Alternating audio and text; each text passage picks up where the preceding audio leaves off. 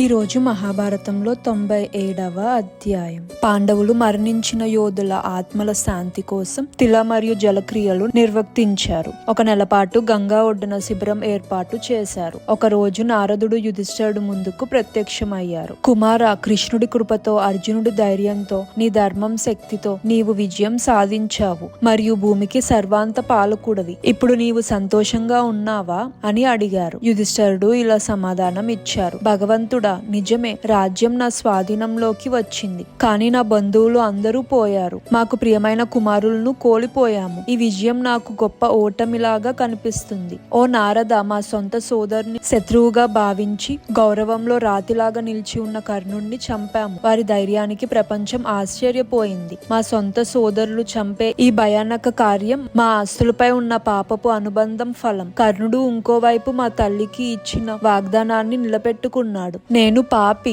నా సోదరుని చంపిన దుర్మార్గుడిని. ఈ ఆలోచన నా మనసుని బాగా కలించి వేస్తుంది. కర్ణుడి పాదాలు మా తల్లి పాదాలకి చాలా పోలిక ఉన్నాయి. ఆ సభలో ఆ భయంకరమైన అవమానం జరిగినప్పుడు నా కోపం పెరిగిన సమయంలో మా తల్లి పాదాలని పోలిన కర్ణుడి పాదాలు చూసినప్పుడు నా కోపం తగ్గిపోయింది. ఇప్పుడు అది గుర్తుకు వస్తుంది. నా దుఃఖం ఇంకా పెరిగిపోతుంది అని చెప్పి యుధిష్ఠిరుడు లోటైన నిట్టూర్పు విడిచారు. నారదుడు అప్పుడు కర్ణుడి గురించి మరియు ఆ సందర్భంలో ఆయనపై ప్రకటించిన శాపాల గురించి చెప్పారు. ఒకసారి కర్ణుడు అర్జునుడు తన కంటే విలువిద్యలో గొప్పవాడని చూసి బ్రహ్మాస్త్రాన్ని ఉపయోగించడం నేర్పమని ద్రోణుణ్ణి అడిగాడు.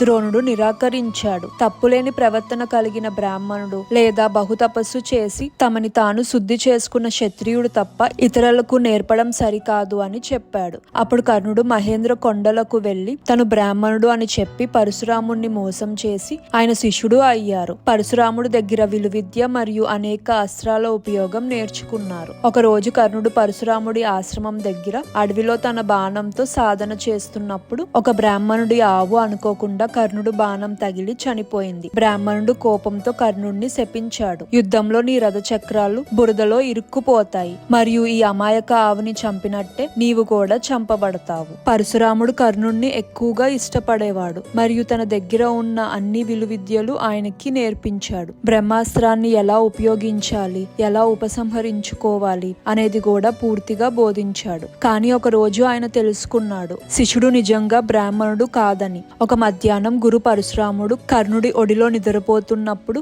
ఒక కీటకం కర్ణుడి తొడలో గొప్ప రంధ్రం చేసింది. కర్ణుడు తీవ్ర వేదనలో ఉన్నప్పటికీ గురు లెగుస్తారేమో అని నిశ్శబ్దంగా భరించాడు. గాయం నుండి వచ్చిన వెచ్చని రక్తం పరశురాముణ్ణి మేలుకొనేలాగా చేసింది. అప్పుడు జరిగిన సంఘటన చూసి ఆయన చాలా కోపడ్డారు. మీరు ఒక క్షత్రియుడు, లేకపోతే ఈ రకమైన దేహ బాధని భరించలేరు. నిజం చెప్పు, నీవు బ్రాహ్మణుడు కావు. నీవు నీ గురువుని మోసం చేశావు. మూర్ఖుడా, నీ సమయం వస్తుంది. అప్పుడు నేను నేర్పించిన అస్త్ర జ్ఞానం నీకు గుర్తురాదు. నువ్వు మోసంతో నేర్చుకున్న విద్య నీకు ఉపయోగం కాదు. క్షత్రియులపై పరశురాముడి కోపం అందరికీ తెలిసిందే. కర్ణుడు క్షత్రియుడని తెలిసినప్పుడు ఆయన కోపంతో కర్ణుడిని శపించాడు. కర్ణుడు దానాల్లో అత్యంత ఉదరుడు. ఒక రోజు అర్జునుడు తండ్రి అయిన ఇంద్రుడు బ్రాహ్మణుడి వేషంలో కర్ణుడి దగ్గరికి వచ్చి ఆయన పుట్టినప్పుడు పొందిన దివ్య కుండలు మరియు కవచంని దానంగా అడిగారు. కర్ణుడు అవి తీసి దానం ఇచ్చేశారు. అప్పటి నుంచి కర్ణుడు బలం కూడా తగ్గిపోయింది. కర్ణుడు తన తల్లి కుంతికి ఇచ్చిన వాగ్దానం ప్రకారం మీలో ఒకరికన్నా ఎక్కువ మందిని చంపరని, పరశురాముడి శాపం,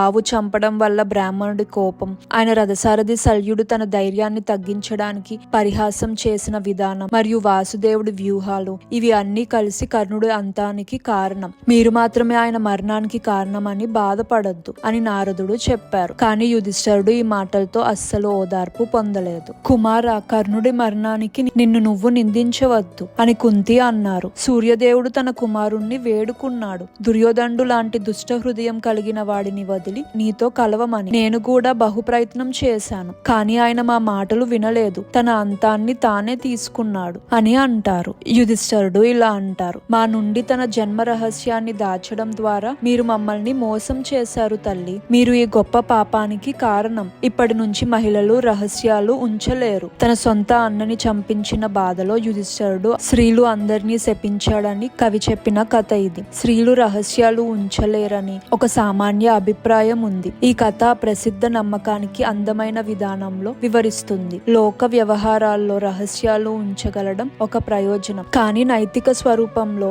ఇది ఒక గొప్ప ధర్మం కాదు మరియు మరియు స్త్రీలు దీనికి బాధపడాల్సిన అవసరం లేదు. కుంతి ఒక వారసత్వం ఇప్పటికీ కొనసాగుతుంది. స్త్రీలకు సహజమైన ప్రేమ, పూర్ణమైన స్వభావం. కానీ కొందరు స్త్రీలు నిజంగా రహస్యాలు చాలా బాగా ఉంచుతారు మరియు కొంతమంది పురుషులు కూడా ఈ సామర్థ్యం పొందలేరు. అవి ఒక లింగానికి మాత్రమే ఉండే గుణాలని భావించడం ఒక భ్రమ.